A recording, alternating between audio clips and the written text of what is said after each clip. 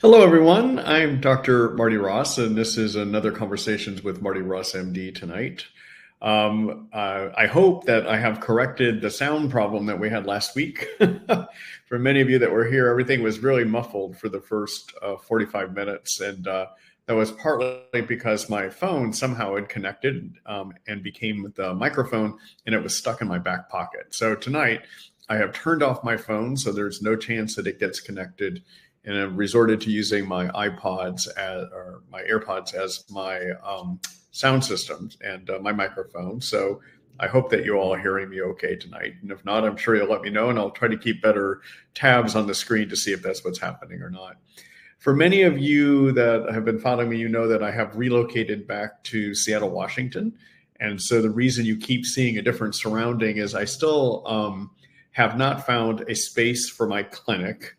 And so I'm trying out different co-working spaces actually to host my webinar. And I think this one looks like it's going to be a little bit better. And I think actually this co-working space is where I'm going to get a membership to start doing a lot of my work until I get my clinic set up. For those of you that are interested, while I'm still trying to get the actual physical location for my clinic, I am doing my consult visits where they're medical educational consults where I can give you a lot of information about your health and provide answers that you could then take to your physician if they require prescriptions or test ordering. And I'll show you later how to do that. In terms of clinical care, my hope had been to launch seeing patients in person in my new Seattle office sometime mid-November. We're having a harder time locating a clinic that will work for me right now. So I hope that still can happen, but I'll keep you posted over the next weeks as I see how that all unfolds. Tonight, the way that you can participate in this is listen to me and see the questions that people write. But if you also want to try to get your question answered, the way you can do that is there is a chat box at the bottom of the screen, and you can write your question to me there. If you're given an option to send it to me or to everybody, send it to everybody. That works out better so that everyone can actually see that question.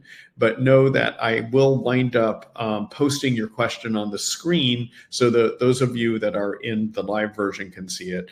I will read the question out loud too, because in the recorded version, the ones that I post on the screen don't show up, okay? All right.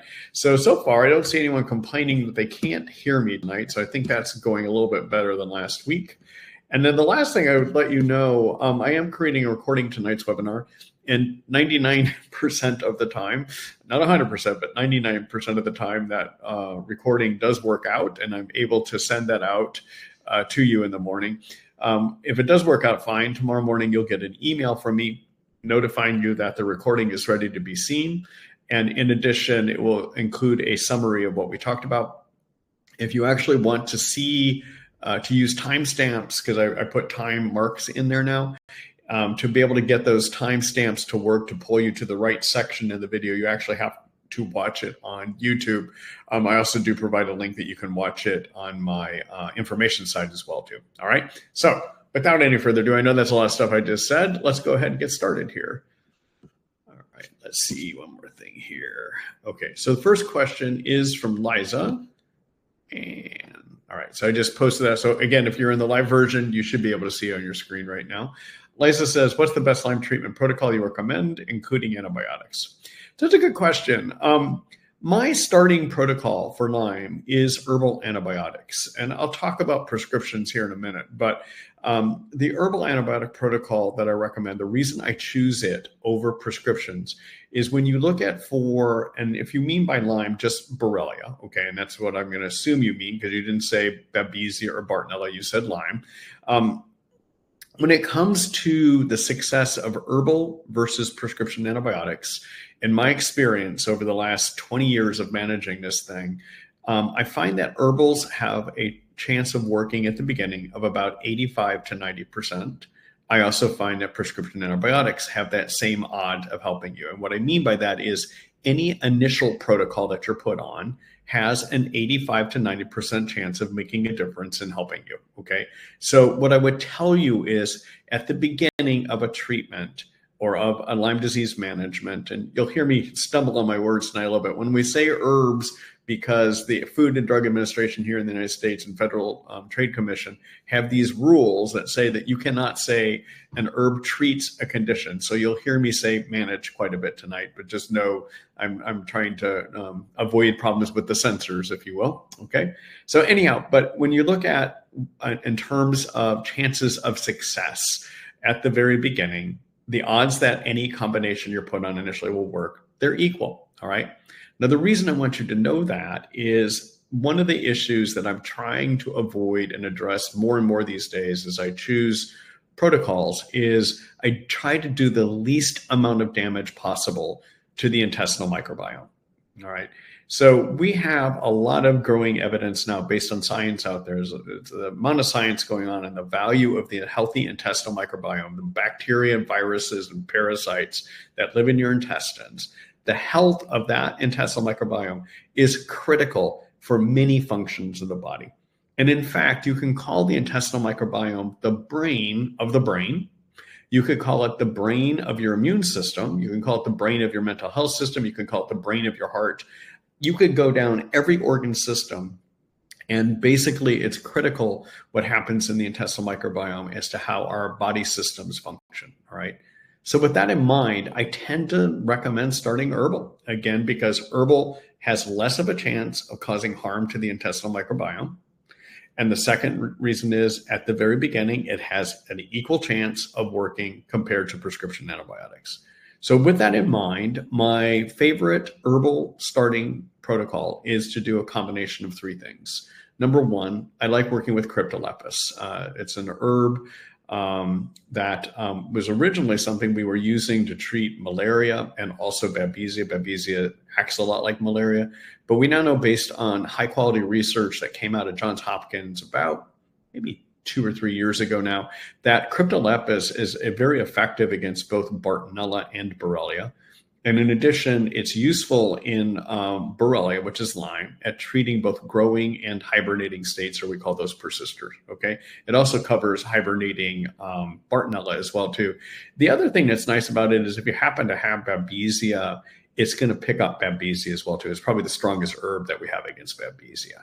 So I like using the Cryptolepis, and I usually recommend if you have Babesia, make sure you take 5 milliliters 3 times a day, which is a high dose. It's a very high dose, okay? But it works. The other option, if you don't have Babesia, would be to dose it, work up to 2.5 milliliters 3 times a day on your Cryptolepis, okay? All right, number 2, I like to pair that with Japanese knotweed at 30 drops twice a day. And Japanese knotweed also, based on these Johns Hopkins experiments, is very useful against growing and persister Borrelia and Bartonella. Probably does not do anything against Babesia, okay? And then finally, I'd like to couple that or triple that, I guess, with a product called liposomal cinnamon clove oregano essentials. And those oils in a liposomal form get well absorbed. And they're very useful for 3 things. Number 1, they're very useful against growing and persister Borrelia, growing and persister Bartonella. The clove component has some activities against Babesia as well, too. And then the other added advantage of using this combination is it helps to break down a slime layer that can cover the germs that can block your treatment called a biofilm. All right. So it's very useful at least Bartonella, Borrelia, a little bit on Babesia, but it's also good at removing biofilm. And I like having people take 1 pill of that twice a day. The manufacturer of that is a company called Doctor Inspired Formulations.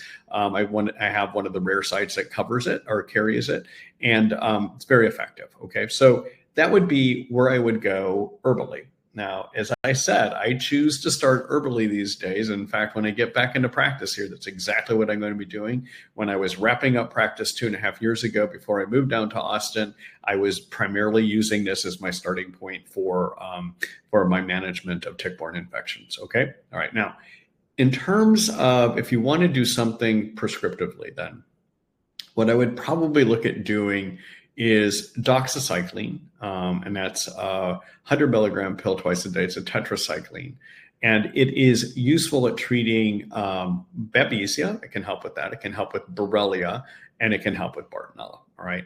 On the Borrelia side, in addition to recognizing that germs can have a growing and a hibernating state, we recognize that Borrelia has three ways that it exists, three forms. Okay, there's something spirochete. You've seen that online before. There's also another form called intracellular Lyme, where it loses its coat and moves inside of your cells. And then there's a microscopic form called the cyst. Okay. Now, herbals seem to get at all three forms at the same time. The prescriptives don't. All right. So what doxy is useful for is treating growing spirochete and growing intracellular. It probably does not do anything against the microscopic cyst form of the germ. All right. And so what I would probably do then is combine that with either metronidazole or tinidazole, which are azole antibiotics. And those can be effective against cyst forms, and they can also be effective at getting at intracellular Lyme. The tinidazole has got some data showing it might even go after persisters as well too, okay? And depending on your weight, for somebody that's under 150 pounds, about 500 milligrams twice a day, I would have people take it 4 days on, 3 days off, or 5 days on, 2 days off, okay? And then the other thing I would add into that is I would use the liposomal cinnamon clove oregano that I mentioned earlier. So I would still use an herbal. And the reason I would add that in is it boosts up the persister part of that regimen. And in addition, it helps remove biofilms. Okay. All right. So that's a long-winded response, but I needed to cover why I think that herbals are really the way to go these days. Okay. All right. Now I want to do a quick screen share here, everyone. Okay, so this is my, did I screen share or not? I don't think I screen shared. Hold on here a minute. Bear with me a minute. I forgot to hit the screen share button. Let's see, let's try that again. Okay, there's the screen share. All right, so this is my information site, the Treat Lyme by Marty Ross MD. And if you want to know what this liposomal cinnamon clove oregano product is, let's see. It's this product right here. Okay, and just so you notice, when you are on my site, when you're looking at information, the logo over here says Treat Lyme by Marty Ross MD. But when you get into the supplements, it will show my Marty Ross MD supplements logo. Okay, and so this is that product, 1 pill 2 times a day. If you are looking for the herbal antibiotics, the cryptolepis, as well as the Japanese knotweed, you could take a look under my infection section here. All right, and here you'll find the various herbs, and here's some Melcornia and Andrographis, but down in here, you will also find the cryptolepis somewhere here. Here it is. This is the cryptolepis. I like the Montana Pharmacy brand. And then you would find the Japanese knotweed right here. Okay. All right. Now, I just want to say one other thing too. These days, I no longer am selling the products directly to you from this site. What happens if you hit my buy now button, you're being brought over to a partnership I have, which is called a Femologist. And so it's some Marty Ross MD supplements powered by Femologist. These are all of my products. It's just that I'm having the fulfillment handled now by this company called Femologist, and they're doing a great job. So just be aware of that. Okay. All right. Let's go back here. Try to get back here. Stop sharing. There we go. Okay. Let me go back. All right. Thanks, Liza. Good luck to you. Hello, Joan. Let's see here. All right, let me scan down here, make sure everyone's hearing. Yep, it sounds like I don't hear anyone complaining, or no one's written a complaint that they're not hearing me tonight, so that's good. All right. Hi, Joan. Let's see. Hello, Dr. Ross. I would like to clarify the information you provided last week. Thank you regarding cholestyramine. I'm sorry, but the reception was a bit muffled. It was terrible last week, everyone. So sorry about that. I believe you said that cholestyramine should be taken half an hour before eating. Supplements and itraconazole should be taken 2 hours after eating. Am I correct? All right, so let me clarify. I'm just going to stop right there and just say time cholestyramine. All right, so the cholestyramine, which you can use as a general binder that covers a variety of mold toxins, is a binder. Okay, so you've got to be careful because it's going to bind medicines and supplements too. All right. So what I advise people to do is to stop their medicines and their supplements, their prescription medicines and their supplements. Stop them at least 30 minutes before you take your cholestyramine, okay? And then you can restart taking your medicines and your supplements 2 hours after you take the cholestyramine, okay? So that's so they don't get all bound up by the cholestyramine.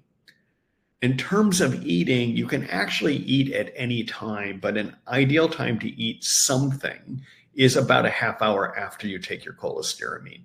And the reason that's an ideal time to eat something is when your liver tries processing your mold toxins, and it doesn't clean them out well at all, but still processes them and moves them still as toxins out into the gallbladder or into the bile system, okay? And whenever you eat something, it causes the gallbladder to contract.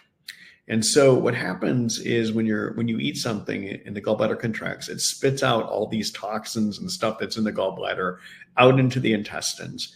The reason you want to have something about a half hour after you have cholestyramine is your cholestyramine is going by that spot in the small intestines where the gallbladder spits its stuff out at about 30 minutes after you take it. Okay. All right. So your timing issues again are half an hour before cholestyramine, stop your medicines and your supplements. Half an hour after cholestyramine, consider eating a small bite of something to get your gallbladder to contract and squeeze stuff out onto the cholestyramine. Okay. And then 2 hours after cholestyramine, you can start taking your medicines and your supplements again. Okay. All right.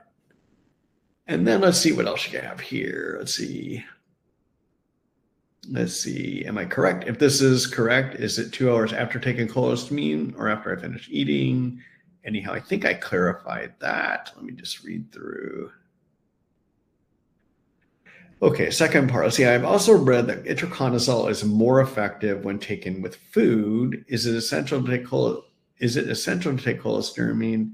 Would taking only itraconazole 100 milligrams twice a day provide adequate treatment for mycotoxins? Question for a friend, is there a correlation between Parkinson's disease, Lewy bodies with mycotoxins toxicity? I would appreciate suggestions, information on that. Okay, so let me go back here. So itraconazole, so when we're talking about mold toxicity, there are a couple issues. Number one, the majority of people basically have mold toxins trapped in them that they acquired from breathing in the mold toxins from the environment around them. All right.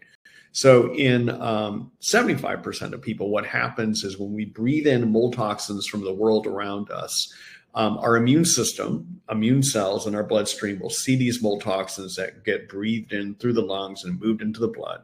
Certain immune cells will see those mold toxins, tag them. Other immune cells will come in and break those mold toxins down. Okay. That's what happens in 75% of people. All right.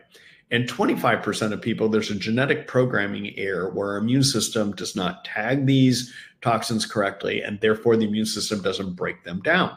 All right. So then those toxins then go to the liver, not broken down. The liver can't handle them and moves them to the gallbladder, out into the intestines, and then out in the intestines, they get reabsorbed again and they go back into the body. So you get this endless circulating stream. All right. Now, for another issue that can sometimes happen, but it's not common, all right? And that is that when you are in a moldy environment, some people breathe in mold spores from that environment. They breathe in the toxins and they breathe in the mold spores. And those spores in some people start colonizing or living in their sinus passages and in their intestines. And those spores, when they colonize your nose passages, your sinuses, and your intestines, can sometimes start producing their own toxins. So a small percentage of people with mold toxicity actually have toxins in them, not just because of what they acquired from the environment that's stuck in them, but because they are now producing their own toxins from the spores in their nose and in their intestines. All right. Now, in my practice in Seattle, Washington, I find it's rare that I ever have to try to kill off the mold spores to get rid of toxins. I find that about 80 to 90% of the time, all I need to do to get rid of somebody's mold toxicity issues is to bind up the toxins in the intestines so they don't keep recirculating, all right? And that all I need to do is pull those toxins out. Now, it might take 6 months to a year, but I can pull those toxins out. Occasionally, if I'm about 6 months into treatment and I go back and I retest somebody and do another urine mycotoxin study, and I find that they still are full of mold toxins, they're not improving, and they're not feeling any better, then I'm going to start wondering, are they one of the people that have been colonized by mold spores that are then producing the toxins, okay? The other thing I'm going to wonder, if I get 6 months in and we're not seeing any improvements, either how a person is feeling or in their mold toxins levels, I'm going to have to wonder, is their environment still poisoning them? So I would ask people to go back and relook at their houses again, relook at their work environments, and make sure that there isn't hidden mold that's continuing to poison them with toxins, all right? So if you read a lot about it these days, it seems that a lot of providers are just giving out itraconazole as part of their mold toxicity treatment without thinking about the fact that the majority of people probably are not colonized, all right? Now, if you read doctors like Neil Nathan, who is really big in the mold toxicity space, Dr. Nathan does use a lot of itraconazole, but you have to remember, by the time that people get to see Dr. Nathan, because he's like the super specialist, they already have failed treatments. And so that group of people probably is more the group of people that have a greater chance of having mold spores, all right? But when I visit with Dr. Nathan, I've even been to talks with him before, and I've talked with him directly about it before. His impression is that for the majority of people, you don't start somebody on an itraconazole. They don't need it. They don't need to kill mold spores because the majority of people do not have colonization. Okay. All right. So I hope that answers that for you too. And then finally, regarding neurologic syndromes like Parkinson's, Lewy body dementia, even Alzheimer's, there is a component for some people where mold toxicity and toxicity, environmental toxicity in general, may not necessarily cause those illnesses, but will exacerbate and make those illnesses worse. So as part of treating and managing people that have Parkinson's and have Alzheimer's, we want to look and see if there's toxicity in them, whether it's mold toxicity or environmental toxins in general. And if so, we want to get them out. But it's not that those are necessarily the cause, okay? They're more of an exacerbating factor, okay? All right. Joan, that's a lot of stuff. I hope that answers your question for you. Good luck to you.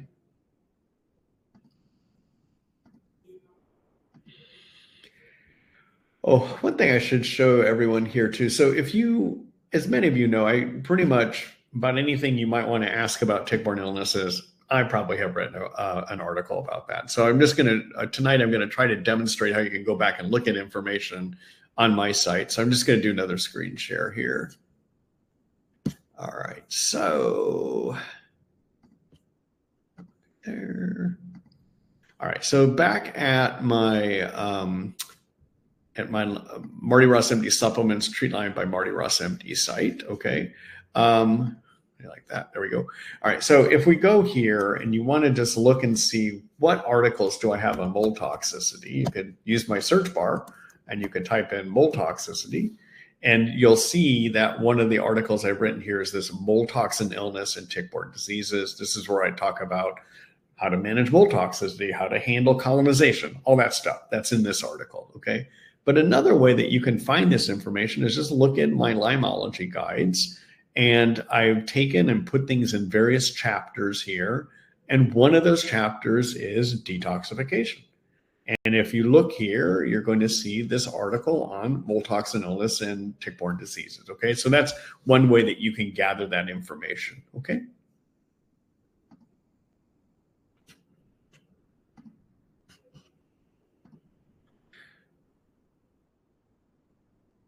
Uh-oh.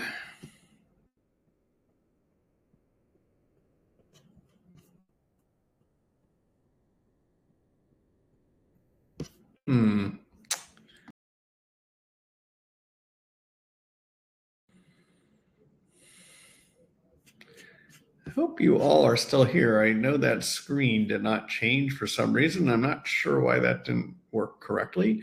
And then my screen looked a little funny when I went back to it here.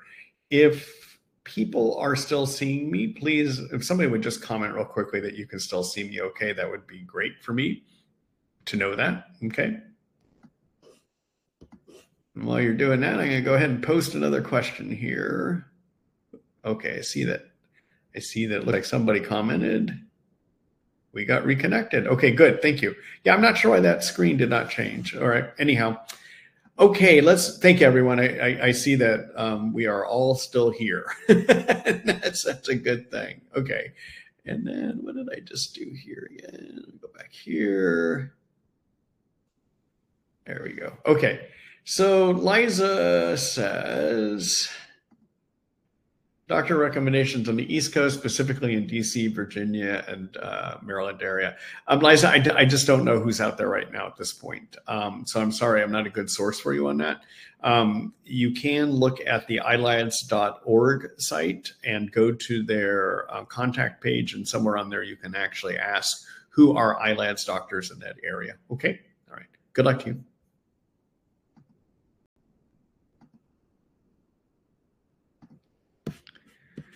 All right, let me just double check one more time here to make sure we're all still here.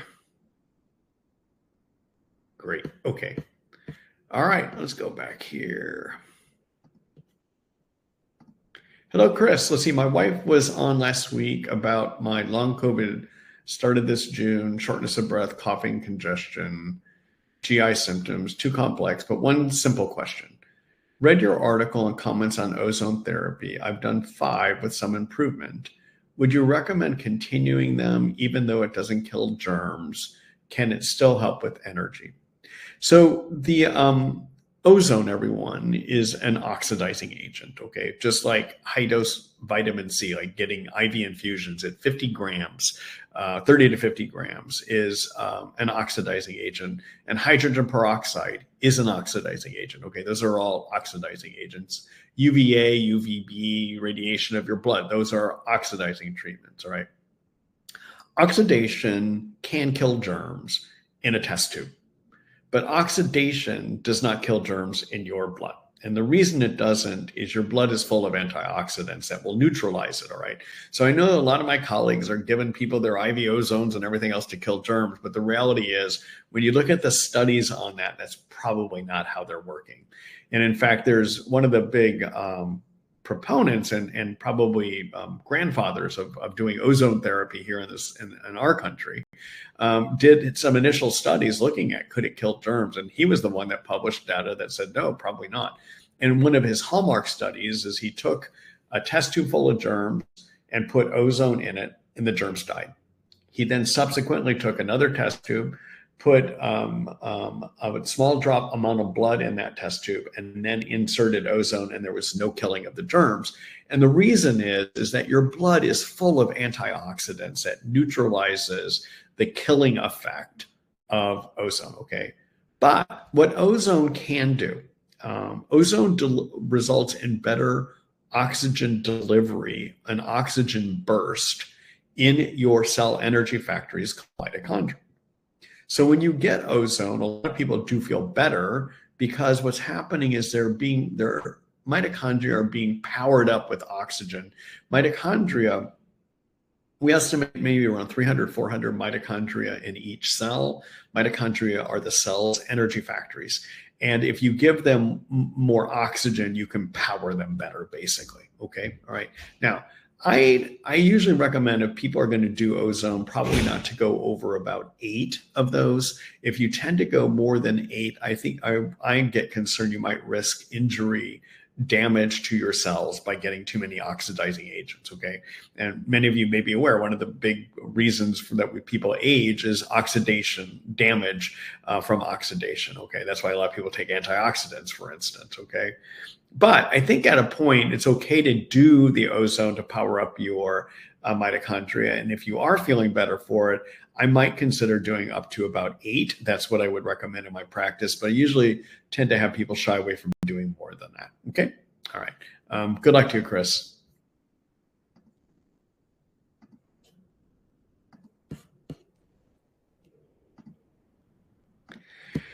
Hello, Liza. See, cefuroxime versus amoxicillin for Lyme, which is better? Can you take both? I was told they work the same way. Thoughts on cefuroxime, 500 milligrams 3 times a day. So cefuroxime and amoxicillin essentially do the same thing. They're part of a bigger family of antibiotics called the beta-lactams. So there's the family called beta-lactams, and within beta-lactams, there's the penicillins, which is what amoxicillin is in, and there's the cephalosporins, which is what cefuroxime is in. The way that they work is they effectively result in holes developing in the covering of spirochetes that live outside of cells. So the only place they work is extracellularly, outside the cells, and they work only on spirochete, maybe cyst Lyme. There's some data that suggests maybe they might do cyst Lyme, but I wouldn't consider them to be the strongest. Because they only work in the extracellular, out of the cell space, they do nothing for intracellular Lyme, okay? All right.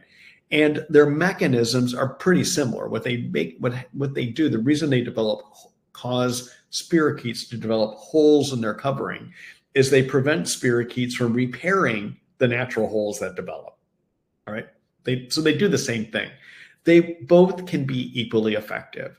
Amoxicillin dosing is 500 milligrams 3 times a day. Cefuroxime's preferred dosing, it's a twice a day antibiotic. And so generally, I would prefer to go the cefuroxime because when you start getting into things you have to take 3 times a day, it gets harder for people to remember to take them. All right. So you get better adherence, if you will, to people that take cefuroxime twice a day versus amoxicillin. Okay. All right. And no, I would not do cefuroxime 3 times a day. There's no reason to do that. It stays in when you dose yourself, it stays in your blood long enough that you don't need to take it 3 times a day to keep steady levels. Okay. All right. Good luck to you.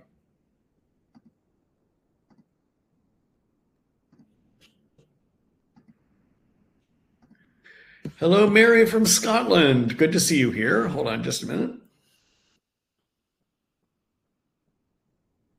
I must say it's a little bit late where you are. It's a little bit earlier out here in Seattle, in my time at least. Let's see, I'm looking for suggestions for next steps. My daughter has had myalgic encephalitis, chronic fatigue syndromes for 25 years and began treating for suspected Lyme 3 years ago with triple antibiotics and herbs. While some symptoms have resolved, shooting pain, skin crawling, numbness, the most debilitating symptoms of exhaustion, brain fog, POTS, worsening noise sensitivity remain. Higher doses of cefuroxime brought some improvements. She was unable to take Mellarone due to a reaction. There is a possibility of maintenance antibiotic herb regimen or trying Dapsone. Dapsone sounds a difficult option for someone largely confined to sitting up in bed. Can you suggest where to go from here? Also, from your experience, do POTS symptoms resolve with adequate treatment of infections, or does it require specific treatment? Thank you for your help. All right. So POTS, everyone, stands for paroxysmal orthostatic tachycardic syndrome, right? And basically, it's due to an imbalance in your body between your adrenaline and your anti-adrenaline system. The nerve in the body that controls your balance of adrenaline and anti-adrenaline is your vagus nerve, all right, which is one of the cranial nerves that comes off at the back of the neck, basically, all right? Now, when we think about what infections can be involved in irritating the vagal nerve, when people so what happens in POTS is you get periods of racing and skipping of your heart, and you have a hard time maintaining your blood pressure when you stand up, okay? That's kind of a simplified way of saying it, okay? Of the 3 major tick-borne infections, the one that has the greatest chance of being associated with POTS is going to be Babesia. So when I hear that she still has significant debilitating symptoms, especially exhaustion, brain fog, and POTS, I have to wonder, as part of her, and I know she's been treated for 3 years with triple antibiotics and herbs, I hope that part of her regimen was effective against Babesia. Now, because you said that she took Mellarone but couldn't tolerate it, I have to question, has she had an adequate Babesia treatment, okay? Now, Dapsone is a leprosy antibiotic that Dr. Richard Horowitz here in the state has been proposing at high doses as a way of, as part of a very complex regimen that has a gazillion things that you take. He calls it the Dapsone regimen. I think he ought to call it the high dose methylene blue regimen. I don't think it is. I think calling it a Dapsone regimen is a misnomer. There is so many parts to what he calls the Dapsone regimen that, first of all, who knows what's working and who knows if it works. I'll just say that. Okay. All right. But Dapsone itself may have some antimalarial properties. Therefore, it could work against Babesia because it's antimalarial agents that we tend to use against Babesia. But it's a weak one. It's not, as I've used it in my practice, I have not found great benefit at all in its effect on Babesia. So I have no idea what your daughter has done. If I were to make one big recommendation, it would be to still pursue, from what you've just said here, and I don't get to do a give and take with you, but when I hear POTS symptoms that have not gotten better and I hear severe exhaustion, I'm thinking Babesia. Those are the most exhausting infection you can get is Babesia, and Babesia is associated with POTS. Now, I will tell you, Borrelia can sometimes be associated with POTS. Bartonella can be too, but when I see exhaustion as part of that, severe exhaustion, I'm thinking Babesia. Okay, so other things that make you think about Babesia, symptoms of air hunger make me wonder about Babesia. Having a lot of frontal headaches make me think about Babesia. Having frequent night sweats make me think about Babesia. Some people with Babesia have very frequent deja vu experiences. So if your daughter has very frequent deja vu, that often can be a sign of Babesia too. In terms of some things you might want to think about instead of doing the Dapsone, and I would think you can get these in Scotland, is I would look at a cryptolepis-based regimen. I know she's done very herbal antibiotics, but if she hasn't done crypto at high doses, she might get some benefit on that on both the Borrelia, Bartonella, and Babesia side. And when I'm using it as part of a Babesia regimen, I want to dose it at 5 milliliters 3 times a day of a tincture that's made based on what's called a 1-to-5 tincture, which is when they do develop the tincture, they're going to take 1 part of plants and they're going to put it in 5 parts of alcohol. That alcohol is going to extract out the active ingredients that can kill germs. Okay. All right. So that's a 1-to-5 tincture. It's a classic way that Buhner here in the States recommended we do most of our tinctures. Okay. All right. So I would consider adding in some cryptolepis, which is useful against growing and persistent Bartonella, growing and persistent Borrelia, and can be effective at going against Babesia. I would consider I'm not sure what else you can get in the UK. You probably can get Japanese knotweed. I'm not sure if you have access to the cinnamon clove oregano that I mentioned earlier.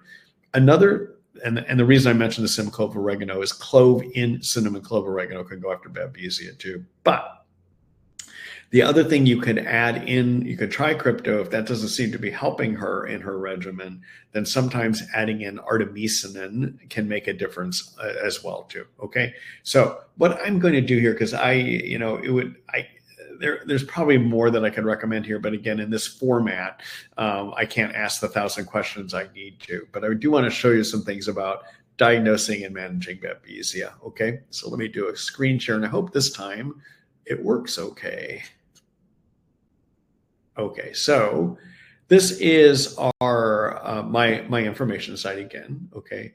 And what I would have you do in terms of how to diagnose Babesia, if you look in this section called How to Diagnose, and you look at this article called How to Diagnose Babesia and Chronic Lyme Disease, this is where I list out all the symptoms that you should consider to see if somebody has Babesia, okay?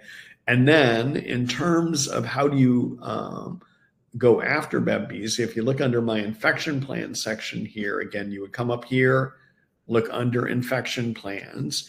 And then if you go down here to my Kills Babesia, a brief guide, and I'll show you, I walk through prescription and herbal options, all right? So herbal, this is the cryptolepis I was telling you about. And here is how I also recommend doing artemisinin. The other option would be to look at doing a tincture made up of Cryptolepis psittacuta and Alcornia. That's another option as well too. Okay, all right.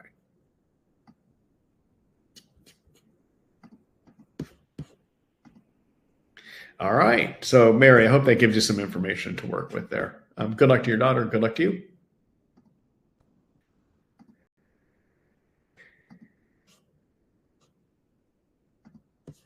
All right. Let's see here. I think this may be a different Mary. Let's see. Thanks for all you do, Dr. Ross. About to do your long COVID protocol and have a few questions. Tangentially, do you treat Ig positive mycoplasma in a patient with shortness of breath? About COVID protocol, Gromwell root, might be able to get some in January from First Chinese. How many milligrams should I take? Or should I take Paxlovid now instead? Are the fish oil, as you refer to in the protocol, SPM active or other? Shouldn't people on SSRIs avoid the 5-HTP? Any new thoughts on this protocol since you first wrote it? All right. So Mary is referring to a protocol that I have on how to manage long COVID. It is based on a clinical study that was done approaching COVID from multiple angles, okay? In terms of the Gromwell root is an herb from Chinese medicine that has had some laboratory evaluation showing benefit at managing active COVID infection. The trouble is, after the research was done on this protocol and it was published, the manufacturer of Gromwell root stopped making it. And the study that I cited in that article about using Gromwell root was based upon their product. And I would have to look back and see how many milligrams of Gromwell root were in that product. Because of that, and because the studies were done using a specific product, not just general Gromwell root, these days I would probably use Paxlovid for a period of time to see about clearing any active infection before I would do the Gromwell root. Okay, that's what I would do these days. Okay. The other thing that, in terms of trying to get inflammation under control, the fish oil is loaded with some ingredients that are very useful at resolving inflammation in the body. And one of the things that happens in long COVID, even if the COVID is gone, it seems that the body's inflammation systems are overly ramped up and they can't resolve the inflammation. So SPM active, which is a product by Metagenics, is based on a fish oil derivative that has these what are called resolvins in them that help resolve inflammation. And yes, I would still consider doing that as part of the protocol. Okay. And then in terms of the protocol, one of the reasons that the authors postulated at that time and had benefit in their protocol, the idea that one of the things that happens with people with POTS is it's very frequent to have depression, but also there's a lot of orthostatic tachycardic syndrome, POTS, as part of it too, okay? And one of the reasons that can happen is the long COVID, the infection COVID, does quite a disruption to the gut microbiome. And when it disrupts the gut microbiome, that results in an inadequate production of tryptophan within the intestines. And it's low levels of tryptophan that can then lead to the POTS. Okay. Now, if you have a significant amount of POTS, I would still consider taking the 5-HTP, but I would need to know more about how much of the SSRIs you are on regarding how much of 5-HTP to take versus SRIs. Okay. All right. But if you do not have any symptoms of POTS, then I probably would not take 5-HTP. All right. So the reason to take 5-HTP is it is 5-hydroxytryptophan. It's similar to tryptophan your intestines should be making. And the reason it's included within that protocol is mainly to help treat the POTS component that many people get. If you do not have POTS and you're on SSRIs, the SSRIs may be helping manage some of that POTS component as well too, through their increasing serotonin. Tryptophan is used by the body. Tryptophan from the intestines in the brain is converted into serotonin, and it's probably that ultimately that helps your mood and can help with the POTS symptoms as well too. Okay, all right. I hope that gives you some insight there. Good luck to you, Mary. So for those of you that are wondering about this protocol, again, it's based on research. Back at my information site again, if you were to look into my Lymology guides and look under infection plans, somewhere in here is a long COVID protocol.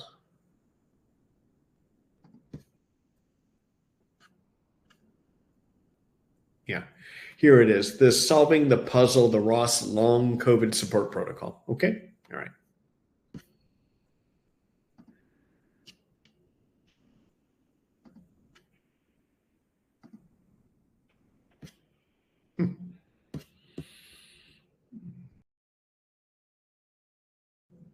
All right, here we are back again, everyone. Let's see.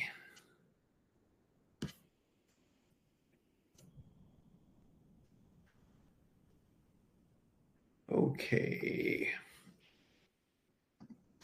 Hello, Andrea. Let's see. How do I know if a response is mast cell versus cytokines? I tend to get some type of response after vigorous exercise, but I'm not sure which one it is. L-lysine helps prevent it.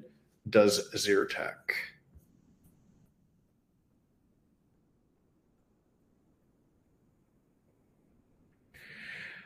So Andrea, let's see here. How do I know if response is mast cell versus cytokines?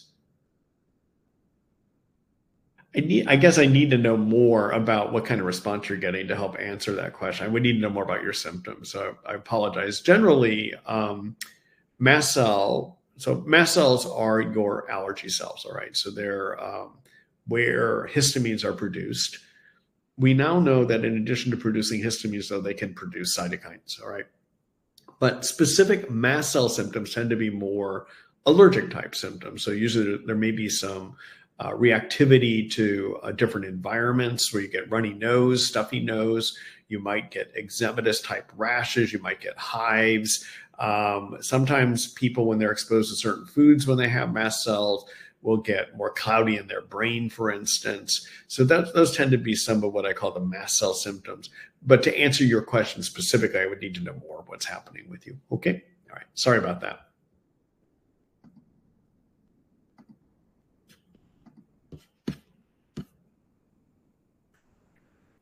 All right. Hello, Robert. Let's see. Dr. Ross, I was diagnosed with Lyme and Bartonella 15 years ago, spent 1.5 years solid on antibiotics, doxy, rifampin, azithromycin. For 12 years, I used a GB4000 frequency generator.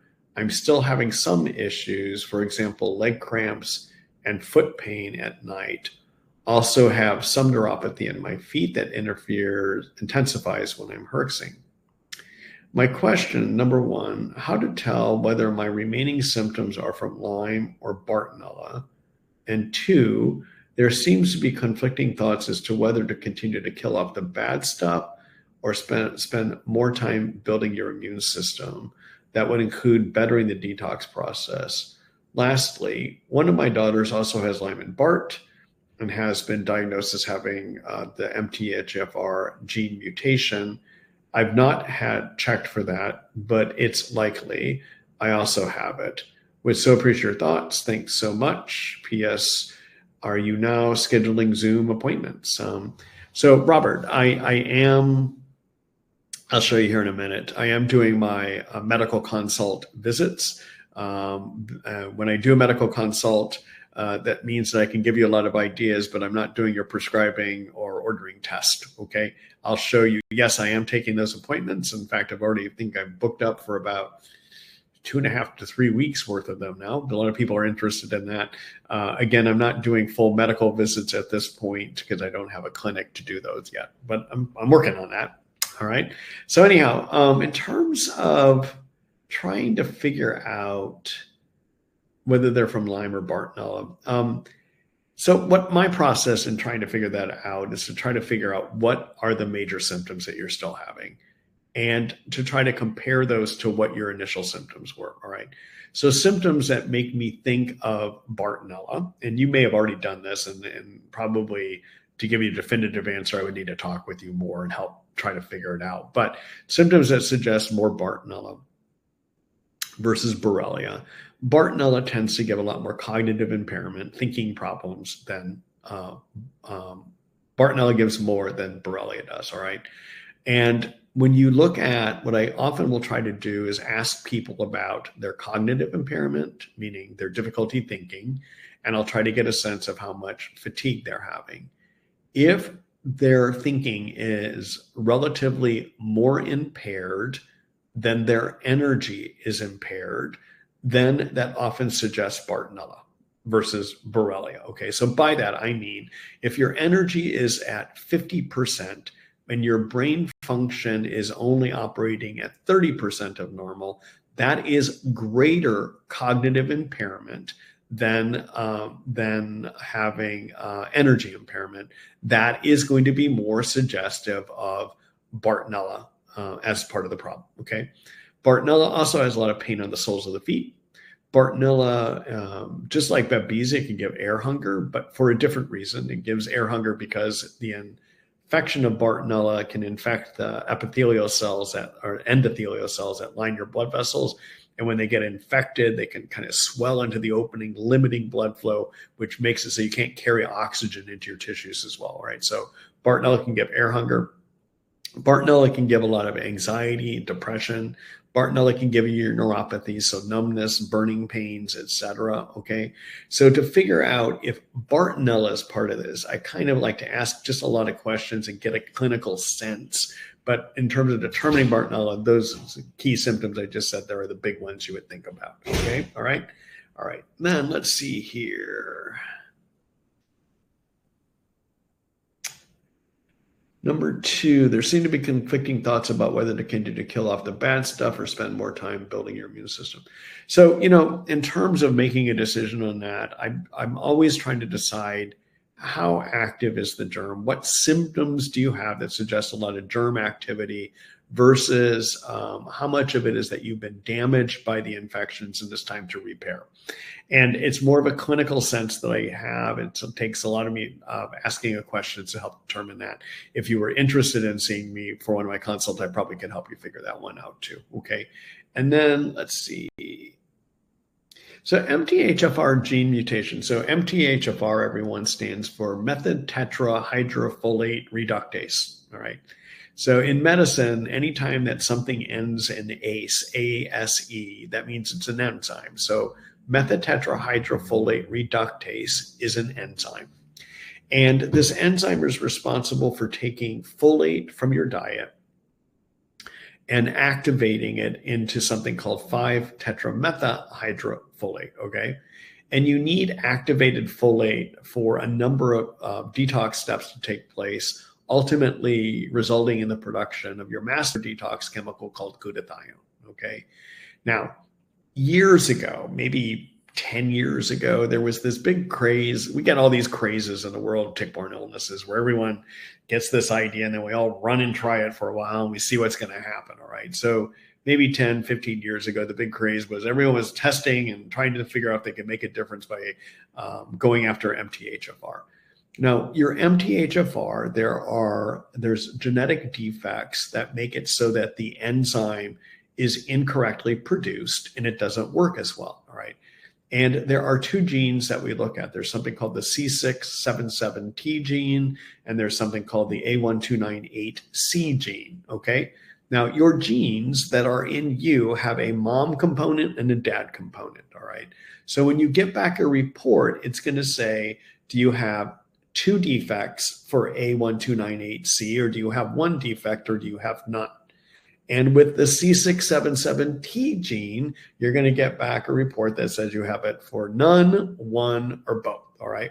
All right. The people, so what I have found in my practice, I used to try to give people the activated folate and methylated B12, which is the way you approach this, okay? And I would do it when people had 1 well, I say at least 2 defects, okay? So if you have 2 defects of one of the genes, so the A1298C or the C677T, then I think it's appropriate to try to correct that by taking 5-tetramethylhydrofolate, at least 1 milligram a day, okay? And taking methylcobalamin, at least 1,000 milligrams a day, okay? Or micrograms, I should say, all right? Now, if you have a defect of just one of the 4 possible places you can have one, I find no benefit in correcting. I also have found no benefit in correcting if you have one C677T deficit, not 2, and you have one A92198C deficit, not 2. I have never found benefit in correcting for that pattern as well, too. Okay. All right. So I would just keep that in mind. It's not as simple as saying, do you have the defect? It's about saying, well, how much defect do you have? And then determining whether you want to go ahead and correct for that at all or not. Okay. All right. Good luck, Robert. Oh, let me show you how to find an appointment with me too here.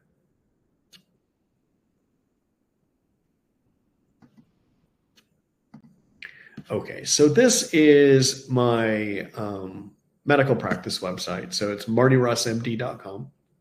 All right. And so if you go to my appointments tab here and you look under this About Book Now, I lay out how you can go ahead and see me. All right. So I want to let you know there's 2 ways that you can see me. Right now, I'm offering this educational medical consult. This is an educational consult only. I can tell you probable diagnosis. I can tell you what prescription you might want to consider. I might even tell you what's a test, supplements, lifestyle plus nutrition changes, but I cannot prescribe for you, and I cannot order the test, and I cannot make a formal diagnosis using diagnoses codes, okay? All right. That is what I am doing right now, all right? Beginning in mid-November, December, as soon as I get a medical clinic space located, I'm going to start offering my full medical service. Now, full medical service means I can prescribe, I can diagnose, I can order tests, I can manage everything for you. All right. Now, I'm requiring that everyone comes in that wants this service and has an initial in-person visit with me before I can do this. All right. I cannot start doing these kind of full medical services by doing a telemedicine visit to begin with. All right. Now, if you are in Washington State, I can do telemedicine follow-ups for you on a full medical service. If you happen to not be a Washington State resident, all follow-up visits are going to have to be done in person. All right. Now, I know that's a real pain in the butt. I don't set the law. During the pandemic, most states started enforcing, or after the pandemic, states have started enforcing their laws. And basically, every state says, when I, as a provider, do a telemedicine visit with you, the only people I can do telemedicine for are people that are, if they happen to have their feet in a place I'm licensed, all right?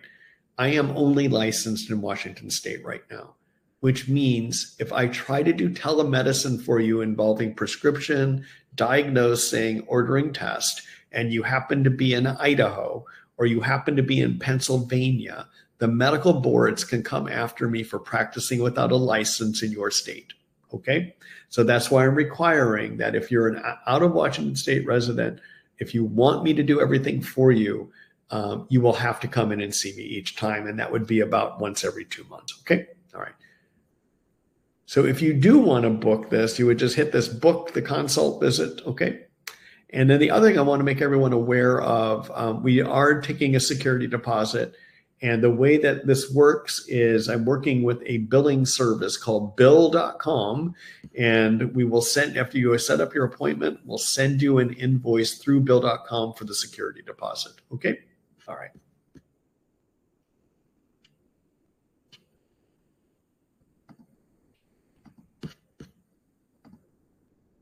Okay. All right. So, Robert, I know that was a long-winded discussion, and I hope everyone, you understand a little bit more how I'm working these days, too. All right. Let me just see here if everyone's still with us. Looks like everyone's still here. All right. Hold on here a minute.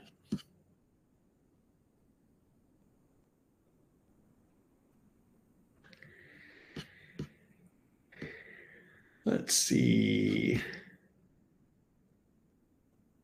All right, this is a question from Elena. Elena says, do you still recommend that I not get the shingles vaccine? So I'm not sure which Elena you are, so I'm just going to give you a generic response, okay? So the shingles vaccines, I actually do recommend that most people get. And I just bear out with me here, you anti-vaxxers, okay? So the reason that we suggest people get shingles vaccine is if you are 65 years of age and older and you happen to get shingles, it can lead to permanent nerve injury and damage. And sometimes you can get shingles so bad that you could die from it, actually from the pneumonia that you might get from it as well too. Now, shingles is basically reactivated chickenpox. So if you had chickenpox when you were younger, as most of us probably did, and it gets reactivated, you can get into bad problems if you are 65 years of age and older, all right? And so specifically, you can get these bad ongoing nerve problems, and you can get pneumonia so bad you might die from it, all right?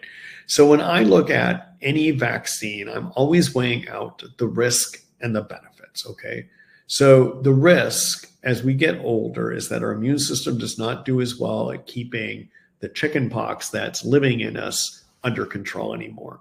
And especially as we get over 65 years of age, actually 60 years of age, there's a great chance that you can get, your immune system will not keep your chickenpox under control, and you can get bad health outcomes from it, okay? So that's the benefit of getting the chickenpox vaccine. It seems pretty effective at preventing this horrible thing from happening to you again, okay? Shingles.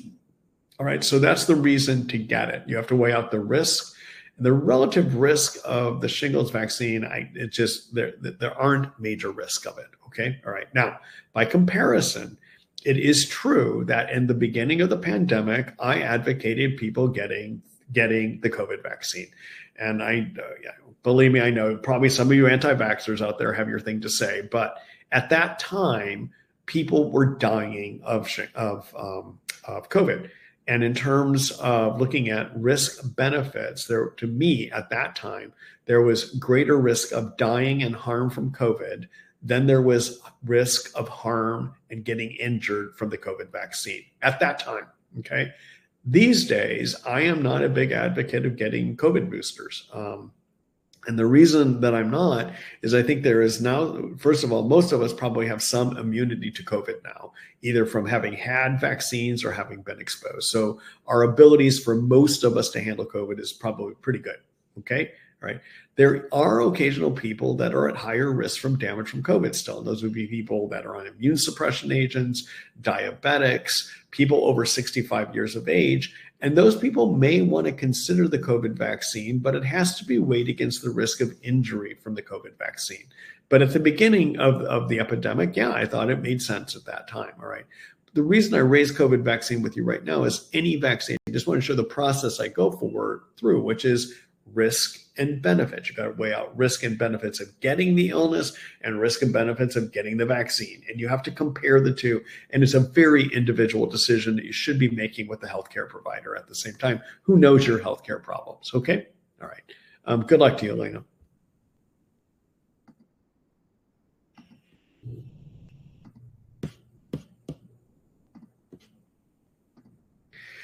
Hello, Miro. Let's see. Hi. How do you space Bartonella antibiotics, rifampin, minocycline, herbals, biofilm busters, binders, probiotics? Thanks. Wow. I would need to know exactly what you're taking, like what the products are to be able to do that for you. So I'm sorry, I'm not going to be able to do that with you here right now, Miro. All right. Good luck to you.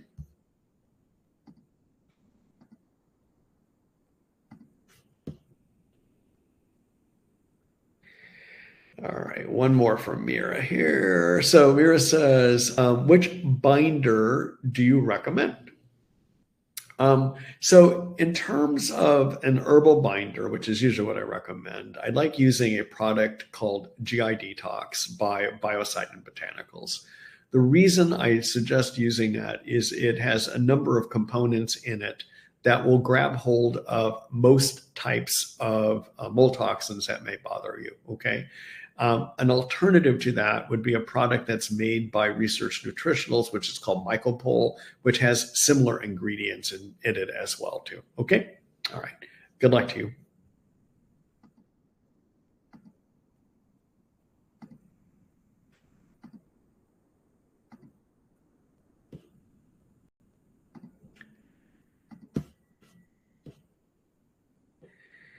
All right, this is from Julie. Julie says, do you have experience treating neuropathic late-stage Lyme? Will you be available for patient consultation visits? So the answer is yes, I do have experience, and it involves, with neuropathic injury, you've got to make sure you got your germs under control, all right? But often it involves doing repair work for the nerves as well too. And basic components of neurologic repair involve doing a couple things. Number one, I like working with liposomal glutathione. Glutathione, as I mentioned earlier tonight, is a good detox agent. It's actually the main detox agent that's used by your liver. But it's also a very strong antioxidant that is made inside of every one of our cells. And its job inside of cells is to repair injury to those cells from the inside. So it can be helpful in helping to manage neurologic injury, all right? And for some, I usually would start, the product I like is a product made by Research Nutritionals. It's called Trifortify. The reason I like their product is they've got small studies showing really good absorption and increasing in cellular levels from using it, okay? So that's why I like it. They have some proof that their product works, okay? All right. And so I recommend that product and taking a teaspoonful once a day. And after you adjust to being on it, because sometimes when you start taking glutathione, it opens up your detox pathway so you can get knocked down from moving all those toxins through you too. So usually I'll start at a teaspoonful, and after, if you're tolerating okay, then I might go up to 1 teaspoon twice a day on that, okay? All right. Second thing I like to do is to repair the nerve cell membranes that may have gotten injured, as well as the mitochondria coverings. When you have neuropathy, there's a good chance that the energy factories within your cells are also injured, and that's partly why you can't generate enough energy to heal, basically. All right. It just so happens that this your nerve cell membrane is made up of a double layer of fat called a bilipid or double layer phospholipid membrane layer, all right? And the same type of lipids that go into making up your nerve cell membrane make up the membrane covering your mitochondria. And when you have mitochondria dysfunction, it's injury to the mitochondria membrane. That's part of the cause as well too, all right? So the product that I like to use to repair the mitochondria and your nerve cell membranes is a product also made by Research Nutritionals, which is called ATP 360. And I like to have people take 3 pills 1 time a day. I like to try my Trifortifys with my ATP 360 for at least 2 months before deciding if it's going to make a difference for both energy and neurologic function. If it is, then I like to continue them for 4 more months, so for a total of 6 months, okay? All right, so let me just do a quick screen share here, and I'm gonna show you which products I was talking about. All right, so this is back at my Lyme information site, my supplement store site, okay? And what you wanna do here is if you just look at, I'll just type in Trifortify. So there's a variety of Trifortify products, but this is one of them. It's called Trifortify Watermelon. Okay, so that's one of the things I would recommend. And then as I mentioned, the ATP 360. This is what is useful at repairing the phospholipids. In addition, it's got a couple other components. It's got CoQ10, which is useful at repair work, and something called PQQ, pyrroloquinone. And what PQQ does is it helps turn on mitochondrial biogenesis, your body's ability to make mitochondria. Okay, all right. It's a good product, actually. All right.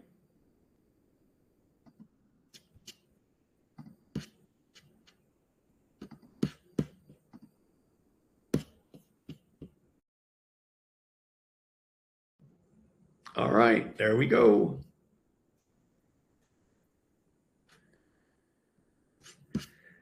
Bear with me here. Something's happening tonight with my screen sharing. It doesn't seem to be working. I apologize for that, everyone.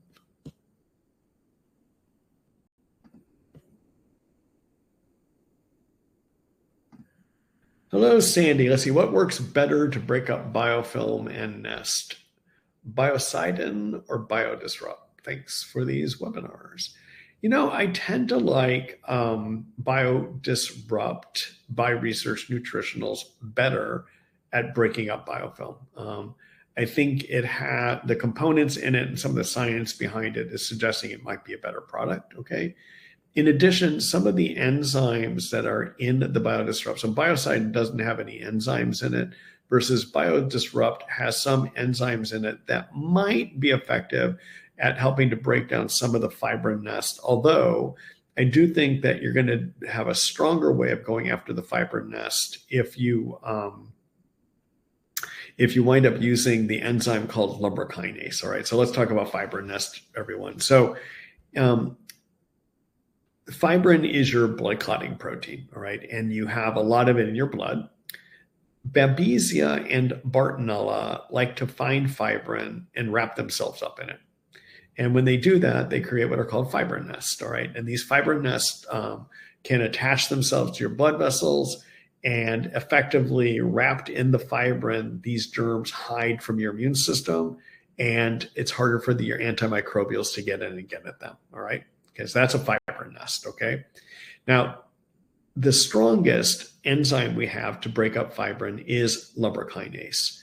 The biodisrupt also has some other enzymes in it that can break up proteins, but I don't think they're going to work quite as effectively as the lumbrokinase is, all right? Now, in terms of biofilms, and let's talk about biofilms real quick. So biofilms have a mucopolysaccharide slime that is held together in a protein skeleton made up of fibrin, all right? So one way to get at your biofilm is to break down that fibrin so that the biofilm just falls apart, basically, all right?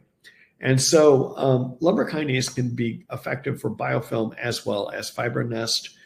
The other components in biodisrupt, there's a few enzymes in there. Serrapeptase is one. There's some other proteolytic enzymes, but they're not going to be as strong on the fibrin. They'll help, but not as strong, okay? The other thing, there's a variety of herbs in biodisrupt that help limit the ability for biofilm components to talk to each other. So it limits something called quorum sensing. It also has components in it that make biofilm less sticky, so it can't stick to surfaces and cause problems. So there's other components in biodisrupt that you don't get in lumbrokinase, for instance, that are going to be effective against biofilm, okay? All right. If you are using lumbrokinase to go after your fibrin nests specifically, what I suggest people do is a product by Candida RNA called Baluki at 20 milligrams a day, or you can use an allergy research product, which is 16 milligrams a day. And I have people take one pill a day to start. And then after they're stable on that, then I usually suggest they go up to one pill twice a day would be the ideal way. Now, keep in mind with your lumbrokinase, because it's an enzyme, if you happen to take it with other things in your stomach, like food, it will be used to digest the food. So what you want to do with your lumbrokinase is it's better to use it on an empty stomach, which means basically not having anything but water in your stomach beginning an hour before you take your lumbrokinase through an hour after you take your lumbrokinase, okay?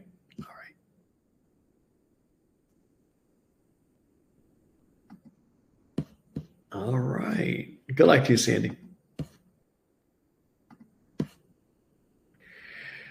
Hello, Amanda. Let's see. Post that here. Hello, Amanda. Let's see. My 17-year-old son was diagnosed with a deviated uvula this summer. Have you seen this before, and how do you treat? So I have not seen that it is a condition related to tick-borne infections. Okay, all right. Sometimes you can have a deviated uvula if you have infection in the back pushing the uvula to the side. In some instances, it just may be a defect that's there. I don't know the specific way that it's managed. It's usually if there's significant, I'm going to hand them off to send a person that has that problem off to an ear, nose, and throat specialist, or they're also called otolaryngologist. Okay. All right. Good luck, Amanda. Good luck to your son.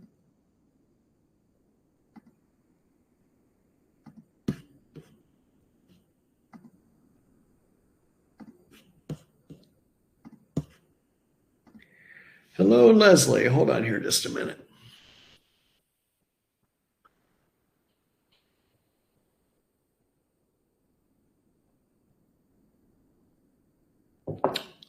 I'm wondering if you could speak about Lyme and co-infections and vision. I had acute Lyme 2 years ago and still have neurologic symptoms as well as blurry vision. My eye doctor tells me my vision is fine, but it does not feel that way. So when it comes to vision, I think of two possible infections that can be involved with poor vision. Number one is Bartonella. The second is Borrelia. Okay, and both of them can alter vision by infecting the nerves that make your lens hold its shape. So it could be that there is just not proper function of your lens at being able to focus on the back of the eyeball. Okay.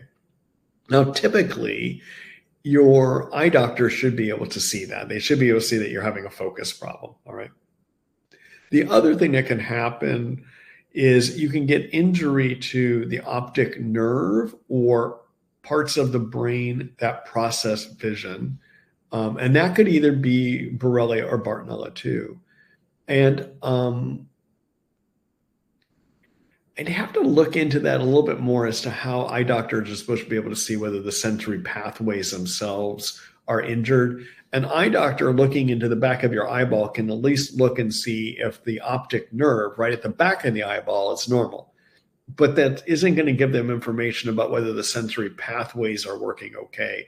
And I'm not even sure these days if they can do that or not. But one thing that could happen is the sensory pathways, the nerve pathway that carries vision, could be injured from Bartonella or Borrelia. What I usually do in situations like this is I like to do nerve repair, just like I mentioned earlier.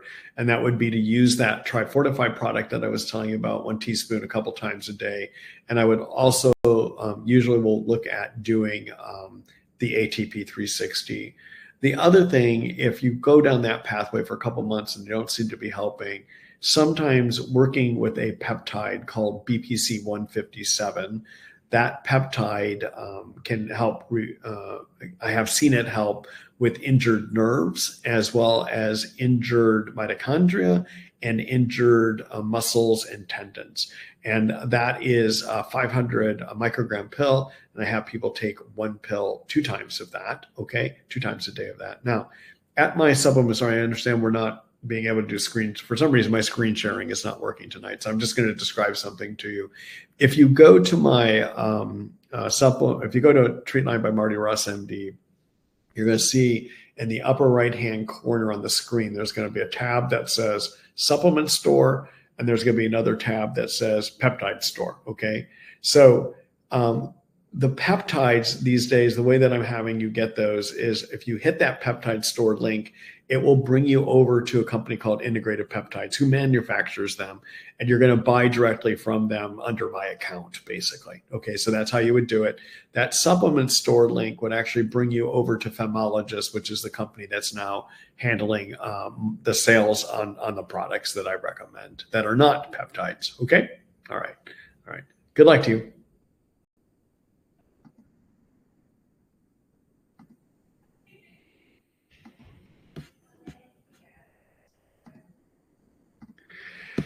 Hello, Andrea. Let's see. I've been in remission for a few years. One thing that hasn't changed is a low body temperature in the 96 range. Thyroid is normal. Why would this not change? There was a very early symptom. I have neurolyme and dealt with a lot of HPA axis dysfunction. So I would look and if I were to assess you, I would want to ask a number of questions about thyroid function in general. So low temperature sometimes means that you have low thyroid, okay? But I would also want to know about, are you having weight issues? Are you holding more weight in a more difficult way than you might have in the past? Okay. Do you have very dry skin? I would do a physical exam and look at your reflexes and see if I bang on your knee, do you have a quick reflex or do you have a slow one? Usually low thyroid will slow that down. All right. Now, just because your testing, quote unquote, was normal, I like to dig a little bit deeper in my testing. All right. So I like to measure something called thyroid stimulating hormone, which is a chemical made by your brain that talks to your thyroid. I like to measure something called T4 thyroid. I like to measure something called T3 thyroid. And I like to measure something called reverse T3. All right. Now, if you have, the way that your thyroid works is your thyroid gland predominantly makes 90% of what it makes is T4 thyroid. And the difference between T4 and T3, there's a couple. Number one, T4 has 4 pieces of iodine in it. T3 has 3 pieces of iodine in it. Okay, that's how you get the T4, T3. They function differently, all right? What is active in your cells is T3. And all that T4 that gets made by the thyroid gland has to be converted in the cells into T3, all right? Now, if the body is under stress, the body has 2 choices on what to do with T4. It can either take T4 and convert it to T3, or it can take T4, not convert it to T3, and turn it into something called reverse T3, all right? So you want to measure reverse T3 to make sure if it's elevated, even if your T3 looks like it's a normal range and your T4 looks like it's a normal range, it may still be that for you, you need more T3, all right? So a starting place, if they haven't done it, I would go back and make sure that somebody has looked at your reverse T3 along the way too, okay? All right, good luck to you.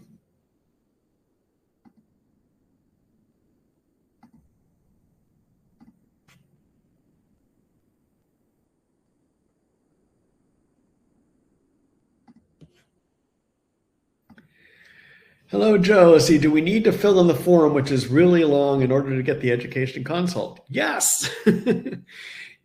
So what, just so you know, I look over all those forms. It gives me a good background of information about you so that I don't need to take time precious time during our actual face-to-face visit to gather that information. So yes, fill out that form. It's there for a reason. It gives me useful information to figure out how to help you. Okay. All right. Good luck to you, Joe.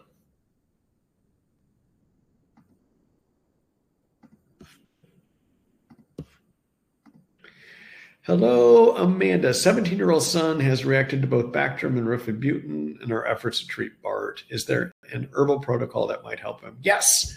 So herbally, when I'm treating Bartonella, I like to use cryptolepis. I mentioned that earlier tonight. It's very effective against Bartonella. And I would dose it at 2.5 milliliters 3 times a day. It's useful for growing and persister Bartonella. I would also work with the Japanese knotweed that I mentioned earlier, and I would work up to 30 drops twice a day on that. And then finally, I would combine that with the liposomal cinnamon clove oregano capsules, and I would do 1 pill 2 times a day of that. The reason to include all of those, they're all great at targeting growing forms as well as hibernating or persister Bartonella, okay? In addition, the oils, the liposomal cinnamon clove oregano oils are very useful at breaking down biofilm slime layers that can cover Bartonella as well too. All right, so that's how I would approach that. Okay, all right. Good luck to your son, Amanda.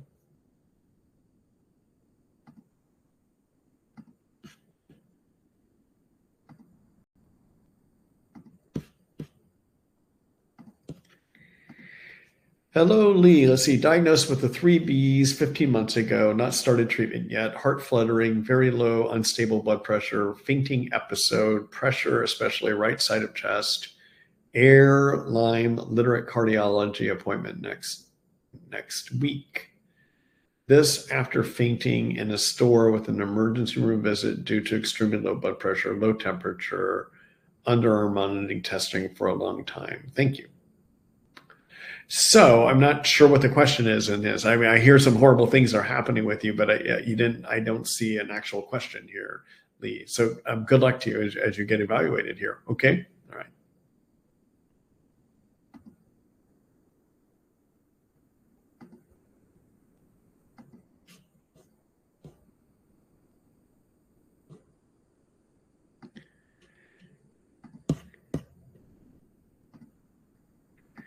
Hello, Amanda. Let's see. Any advice about addressing findings of GI map for 17-year-old son that shows overgrowth of Candida, Fusobacterium, strep staph, missing keystone bacteria, leaky gut, and low digestion IgA? Yeah. So I would want to know a little bit more about what kind of symptoms your son is having. But if there's a lot of gassiness and bloating, sugar cravings, one thing I would do regarding the Candida is to get on an antimicrobial to deal with that. All right.